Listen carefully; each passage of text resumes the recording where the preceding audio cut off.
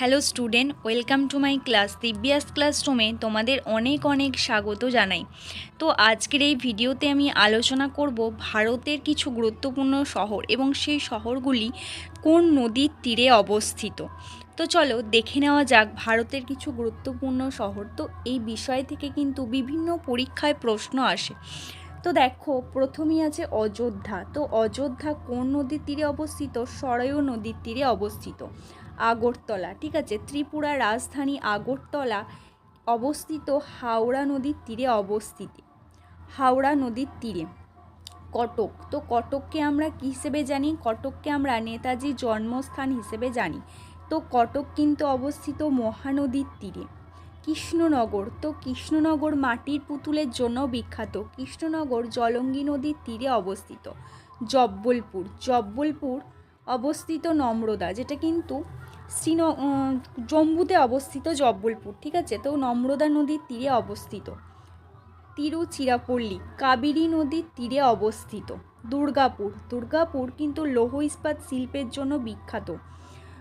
তো এছাড়া কয়লার জন্যও কিন্তু বিখ্যাত, ঠিক আছে। তো দামোদর নদীর তীরে অবস্থিত। পানাজি, পানাজি অবস্থিত মান্ডাভি নদীর তীরেতে। বোলপুর, বোলপুর রবীন্দ্রনাথের শান্তিনিকেতনের জন্য বিখ্যাত। কবিগুরু রবীন্দ্রনাথ ঠাকুর তিনি এই বোলপুর শহরেই কিন্তু বীরভূম জেলার বোলপুর শহরেই কিন্তু শান্তিনিকেতন স্থাপন করেছিলেন, সেটি কোপাই নদীর তীরে অবস্থিত। মালদাহ, মালদাহ হচ্ছে গঙ্গা নদীর তীরে অবস্থিত। সম্বলপুর, সম্বলপুর মহানদীর তীরে অবস্থিত। কুলু, কুলু বিপাশা নদীর তীরে অবস্থিত। হরিদ্বার, হরিদ্বার হচ্ছে হিন্দুদের একটি পবিত্র স্থান, গঙ্গা নদীর তীরে অবস্থিত। তো এই প্রতিটি গুরুত্বপূর্ণ শহরই কিন্তু কোনো নদীকে কেন্দ্র করে গড়ে উঠেছিল। প্রাচীনকালে কিন্তু নদীকে কেন্দ্র করেই বিভিন্ন গুরুত্বপূর্ণ শহরগুলি গড়ে তোলা হতো। আগ্রা, আগ্রা আমরা তাজমহলের জন্য আগ্রাকে চিনি। আগ্রায় আছে পৃথিবী বিখ্যাত সৌধ তাজমহল। তো এই আগ্রা অবস্থিত যমুনা নদীর তীরে। উজ্জয়িনী, উজ্জয়িনী শিপ্রা নদীর তীরে অবস্থিত। কুর্নুল বা হাম্পি তুঙ্গভদ্রা নদীর তীরে অবস্থিত। কোটা, কোটা চম্বল নদীর তীরে অবস্থিত।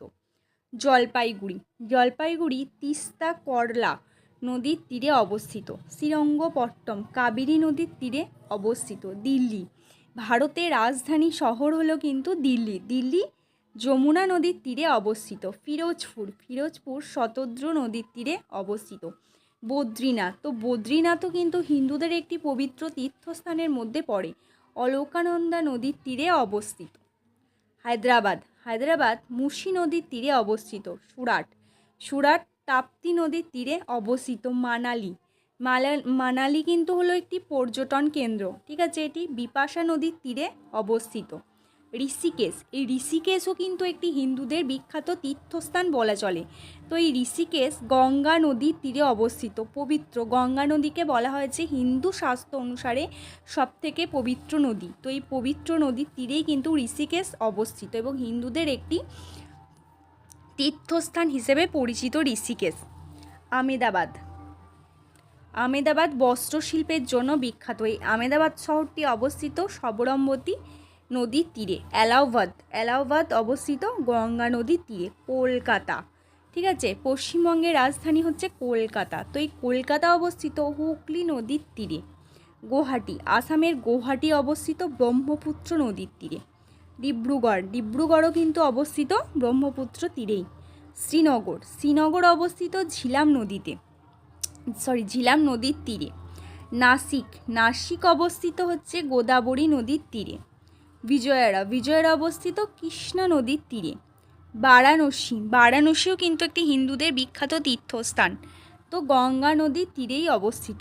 ধুলিয়ানা, ধুলিয়ানা শতদ্র নদীর তীরে অবস্থিত। লখনৌ, লখনৌ গোমতী নদীর তীরে অবস্থিত। কেদারনাথ, কেদারনাথও কিন্তু হিন্দুদের একটি বিখ্যাত তীর্থস্থান, তো মন্দাকিনী নদীর তীরে অবস্থিত। বিহারের পাটনা, ঠিক আছে, পাটনা অবস্থিত গঙ্গা নদীর তীরে। তো এই হলো আজকে ভারতের কিছু গুরুত্বপূর্ণ শহর এবং সেই শহরগুলি কোন নদীর তীরে অবস্থিত এই নিয়ে আলোচনা। তো তোমাদের যদি ভিডিওটি ভালো লেগে থাকে, যদি মনে হয় যে ভিডিওটি তোমাদের পরীক্ষার জন্য উপযোগী, তো অবশ্যই একটা লাইক, আর ভিডিওটি কেমন লাগলো সেটা আমাকে অবশ্যই কমেন্টের মাধ্যমে জানিও, আর চ্যানেলটিকে অবশ্যই সাবস্ক্রাইব করে রেখো। তো আজকের ভিডিওটা এখানেই শেষ করছি, দেখা হবে অন্য কোনো একটি ভিডিওতে।